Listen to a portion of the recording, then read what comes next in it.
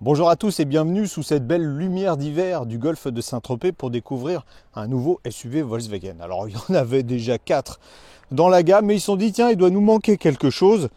Donc on va faire une déclinaison coupée du plus petit modèle, c'est-à-dire le T-Cross. Résultat, le Taygo.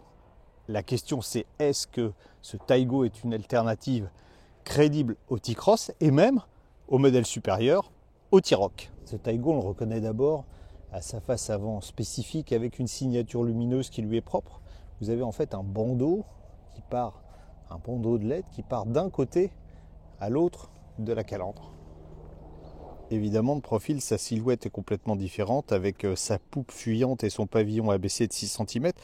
Ce qui est plus surprenant, c'est que c'est un véhicule qui est quand même assez long. Il a le même empattement que le T-Cross, mais par contre, il mesure 4,27 m de long. C'est même plus qu'un T-Roc. L'augmentation conséquente de la longueur a permis de conserver un volume de coffre tout à fait décent, puisqu'il est pratiquement équivalent à celui du T-Cross avec 438 litres.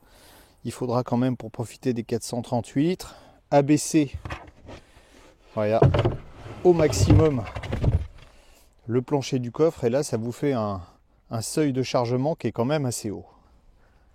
Si le volume du coffre reste généreux, en revanche, on a perdu en modularité avec une simple banquette rabattable de tiers 1 tiers. Et puis, même chose si on n'est pas gêné par le toit fuyant, en revanche, installé à l'arrière, il n'y a pas de miracle, hein. On est sur une plateforme de Polo, donc on a l'espace identique à celui d'une Polo, malgré la longueur conséquente de la voiture. Vous voyez, j'ai réglé le siège avant pour un passager de ma taille, donc pas très grand. Et à l'arrière, on est juste. Les places avant sont plus généreuses. Et puis si vous aimez l'intérieur de la Polo, vous adorerez l'intérieur de la Taygo, ou du Taygo d'ailleurs, puisque le tableau de bord est strictement identique. Volkswagen a fini par le reconnaître après le lancement du T-Cross. Le tableau de bord en plastique dur, c'était pas une bonne idée. Donc sur le Taygo, eh bien, on a de nouveau des plastiques moussés pour la planche de bord, que ce soit pour le dessus de la planche de bord ou pour le bandeau ici. En revanche, eh bien, la progression n'est pas allée partout, puisque ici, les contreportes, ça continue à gratter pas mal. C'est un peu dommage pour un véhicule qui quand même arrive à des tarifs de 30 000 €. J'aime bien le bandeau couleur carrosserie, je trouve que ça égaye surtout avec ce coloris vert. Bon, les compteurs, pas de surprise, c'est ceux de la Polo avec tout un tas de choses paramétrables. On peut afficher au milieu voilà, les données de consommation. Et puis, quelque chose d'intéressant. Alors là, on n'a pas la version la plus grande de l'écran central qui peut aller jusqu'à 9,2 pouces. Finalement, je préfère parce qu'on conserve des touches physiques. Mais ce qui est intéressant, c'est que la voiture a ce qu'on appelle le Ready to Discover. C'est quoi? Eh bien, sur ma version, j'ai le GPS, mais vous pouvez très bien acheter la voiture sans avoir la navigation et par la suite, non pas faire installer, puisqu'elle est déjà installée, mais débloquer en fait le software de la navigation. Des touches tactiles pour le réglage de la clim. Bon, j'avoue que c'est pas trop gênant puisque là vous avez un espace dédié.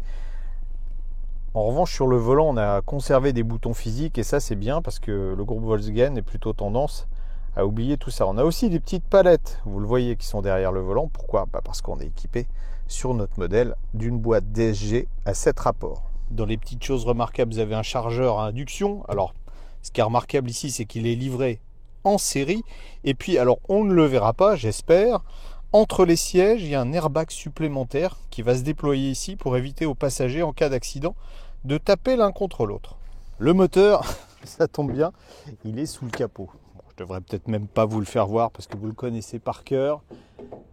C'est sur cette version le petit 3 cylindres 1 litre TSI en version 110 chevaux qui est accouplé sur notre modèle, vous l'avez compris, avec la boîte DSG7.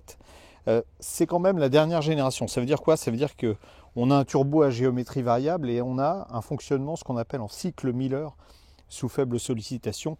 Je ne vais pas rentrer dans les détails techniques, vous regarderez le sujet sur la Polo si ça vous intéresse. Ça permet d'économiser du carburant. Ça, c'est pas le son du moteur, hein. C'est une belle tronçonneuse juste à côté. Cette version 1 litre TSI 110 chevaux avec la boîte DSG, donc automatique à 7 rapports, ça devrait être le modèle le plus vendu en France et les clients auront bien raison parce que le premier sentiment au volant de cette voiture est très agréable. On n'a pas la douceur de roulement de la Polo parce qu'ici on a des roues qui vont être un peu plus grandes, même si sur notre modèle ça a su rester raisonnable avec du 17 pouces, on peut aller jusqu'à 18 pouces. Donc le confort est un peu plus ferme, mais ça reste confortable quand même. En plus, on a un bon maintien de caisse, on le verra tout à l'heure sur une route avec des virages. Et puis, la boîte DSG. Alors, même si à certains moments, tenez par exemple là, on vient de rentrer dans un rond-point, je vais réaccélérer et on peut avoir de temps en temps de très légers à-coups, mais franchement, rien du tout.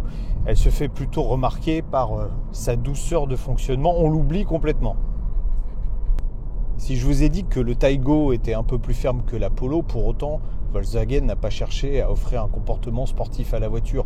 Les définitions de suspension sont les mêmes que celles du T-Cross et c'est largement suffisant. C'est une voiture qui vire bien à plat, qui maîtrise bien ses mouvements de caisse.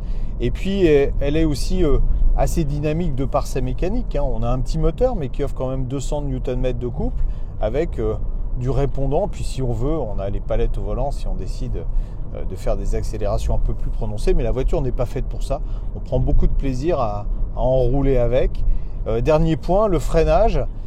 Il est à la fois puissant, facile à doser, j'aime beaucoup. 110 km/h sur l'autoroute avec le micro d'ambiance de la caméra pour tester le niveau de bruit de la voiture. Déjà on remarque qu'on est à un régime moteur extrêmement peu élevé puisqu'on est à 2400 tours minute et la voiture est très silencieuse.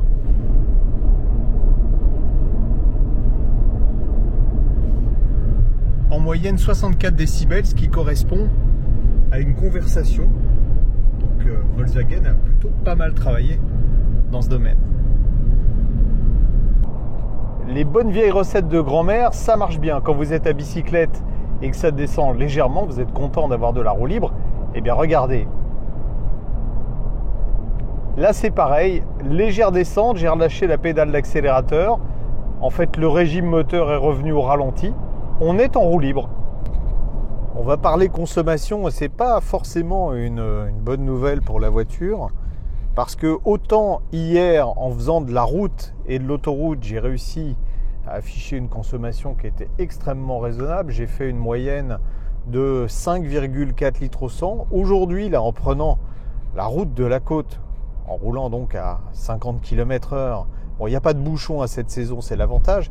Mais en roulant à 50 km/h, vraiment sans faire d'accélération, sans faire d'excès, je suis, vous le voyez, à 6,8 litres au 100 km. Et c'est pas très très bon.